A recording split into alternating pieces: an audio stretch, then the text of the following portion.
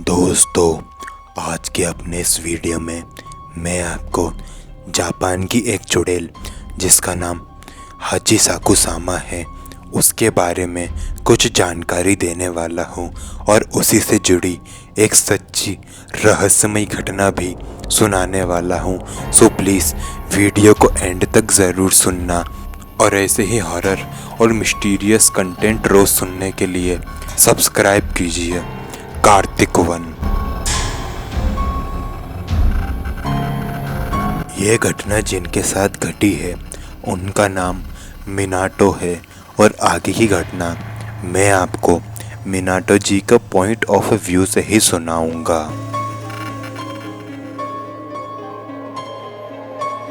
मेरा नाम मिनाटो है।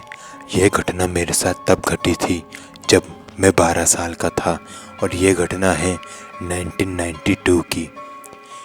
1992 में हम जापान में रहा करते थे। जापान में जहाँ मेरा घर था उसके पीछे एक बहुत ही बड़ा बैकयार्ड था जहाँ पर हर शाम को मैं और मेरे कुछ दोस्त खेला करते थे। 1992 की ही एक रात को जब मैं और मेरा एक दोस्त जिसका नाम डेर था, हम सब लोग मिलके वहाँ खेल रहे थे। तभी उसी बैकयार्ड के पीछे एक जंगल मौजूद था।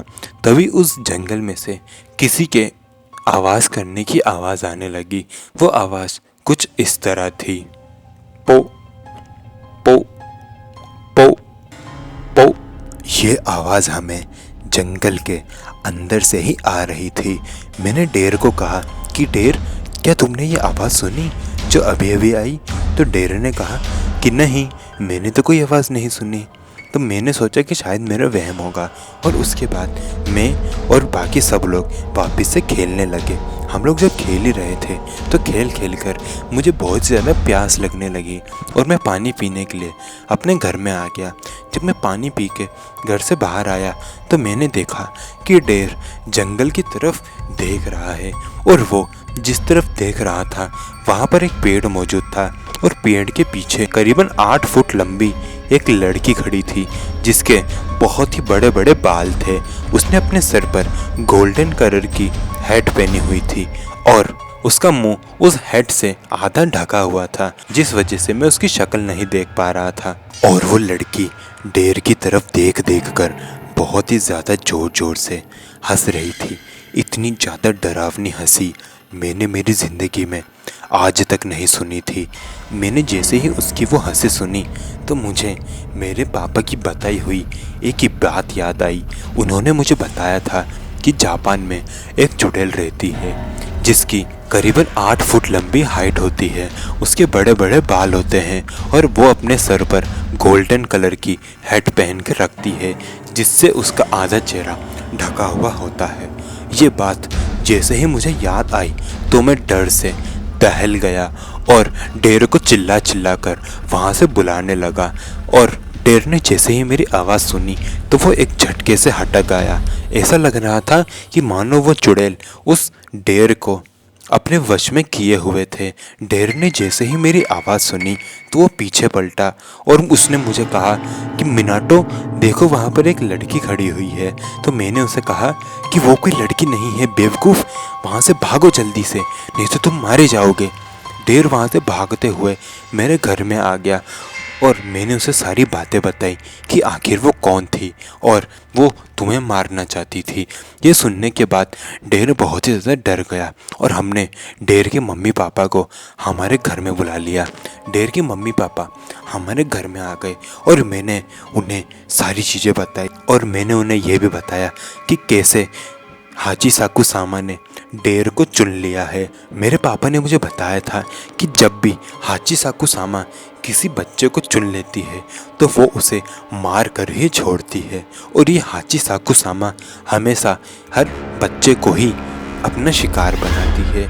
ये बात सुनकर डेर के मम्मी पापा भी बहुत ज़्यादा डर गए और उसके बाद उन्होंने प्लान बनाया कि वो रातों रात ये शहर छोड़कर चले जाएंगे। और ये प्लान हमें सही भी लगा क्योंकि शहर छोड़ना ही सबसे बेस्ट ऑप्शन था। इसलिए डेर के मम्मी पापा ने रातों रात वो शहर छोड़ दिया और यहाँ से निकल गए।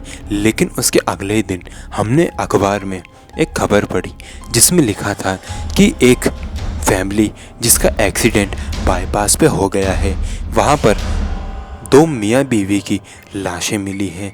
जब मैंने उन लाशों को फेस टू फेस देखा तो मुझे पता चला कि ये डेर के मम्मी पापा ही हैं। लेकिन डेर का कोई अता पता नहीं था। बहुत से पुलिस वालों ने उसे ढूंढने की भी कोशिश की, लेकिन डेर कहीं नहीं मिला। और मुझे पूरा यकीन है कि उसे हाची साकुसामा उठा के ले गई है।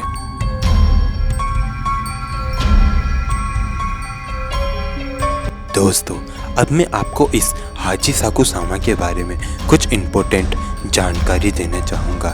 सबसे पहली बात तो ये कि ये हाची साकुसामा दिखने में करीबन 8 से 9 फीट की होती है।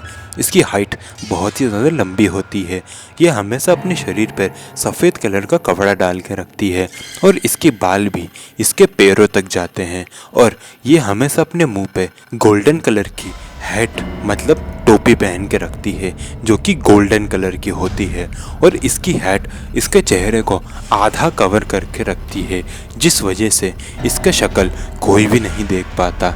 लेकिन जब भी ये किसी बच्चे को चुनती है तो ये उससे चुनने से पहले एक बहुत ज़्यादा अजीब सी आवाज़ निकालती है। और ये हमेशा शिकार जो है वो बच्चों को ही बनाती है, ये कभी किसी बड़े को शिकार नहीं बनाती। और दोस्तों, अब मैं आपको एक और इसी चुड़ैल से जुड़ी एक सच्ची कहानी सुनाने वाला हूँ। ये घटना जॉर्ज के साथ में घटी है और आगे की घटना मैं आपको जॉर्ज के नज़रिए से ही सुनाऊंगा।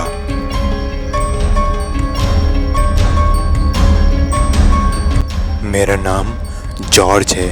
यह घटना हमारे साथ 1995 में घटी थी। 1995 में हम लोग जापान में रहा करते थे। तो 1995 की ही एक रात को मैं और मेरे पापा एक हाईवे से जा रहे थे। हम हमारी कार में जा रहे थे और हाईवे पर ही हमारी कार थोड़ी सी ख़राब हो गई और पापा कार के अंदर बैठे बैठे ही कार को ठीक करने की कोशिश करने लगे। कार की हेडलाइट अभी भी चालू थी जो कि पूरे हाईवे को दिखा रही थी। पापा ने अचानक से उस हेडलाइट को बंद कर दिया। मैंने पापा को पूछा कि पापा आपने हेडलाइट बंद क्यों कर दी? तो पापा ने मुझे कहा कि चुपचाप यहीं बैठे रहो। मैंने पापा से बहुत ही धीमी आवाज़ में पूछा कि आखिर हुआ क्या है? तो उन्होंने मुझे बताया कि हमारी कार के करीबन 50 मीटर आगे हाची साकुसामा जा रही है। मैंने इस हाची साकुसामा का नाम पहले कभी नहीं सुना था। तो मैंने उनसे पूछा कि आखिर ये हाची साकुसामा है कौन? तो उन्होंने मुझे बताया कि हाची साकुसामा बच्चों को अपना शिकार बनाती है और उन्हें उठा के ले जाती है। और अगर इसने तुम्हें देख लिया तो ये तुम्हें भी उठा के ले जाएगी। और मैंने जब कार के सामने देखा तो मैंने देखा कि करीबन 8 फुट लंबी एक लड़की एक तरफ से दूसरी तरफ जा रही थी। उसकी हाइट करीबन 8-9 फुट की थी। उसने अपने सर पे गोल्डन कलर की हैट डाली हुई थी और उसके बाल उसके पैरों तक जा रहे थे। उसने सफ़ेद कलर का कपड़ा पहना हुआ था। वो दिखने में बहुत ज़्यादा डरावनी थी और उसे देखकर मैं बहुत ज़्यादा डर रहा था और मुझे लग रहा था कि ये किसी भी पल मुझे देख सकती है। लेकिन जब वो चुड़ैल एक तरफ से दूसरी तरफ जा रही थी तो उसने बीच में अपने आप को रोक लिया। हमें ये लगा कि शायद उसे हमारे होने का एहसास हो गया है और मुझे लग रहा था कि अब शायद ये चुड़ैल मुझे उठा के ले जाएगी। लेकिन उसी वक्त हमारी साइड में से एक और कार बहुत ज़्यादा तेज़ी से हमारे साइड से निकली और वो कार उस हाची साकुसामा के साइड से निकल गई। और वो हाची साकुसामा उस कार को देखने लगी और उसकी तरफ बढ़ने लगी। जब हाची साकुसामा उसकी तरफ बढ़ने लगी तो मेरे पापा ने कार को जल्दी से ठीक किया और बिना हेडलाइट ही जलाए कार को वापस मोड़ लिया और अपने घर की तरफ चले गए।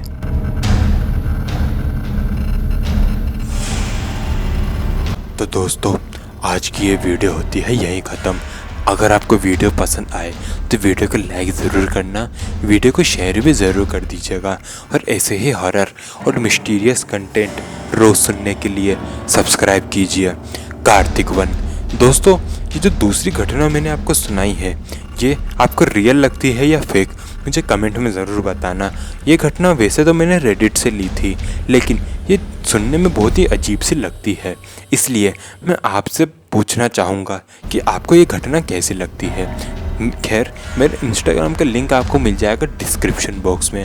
अगर आपके साथ भी कोई हॉरर इंसिडेंट घटा हो तो आप मुझे मेरे इंस्टाग्राम पर भी भेज सकते हैं। मिलते हैं कल के हॉरर और मिस्टीरियस कंटेंट के साथ। तब तक के लिए जय हिंद, जय भारत।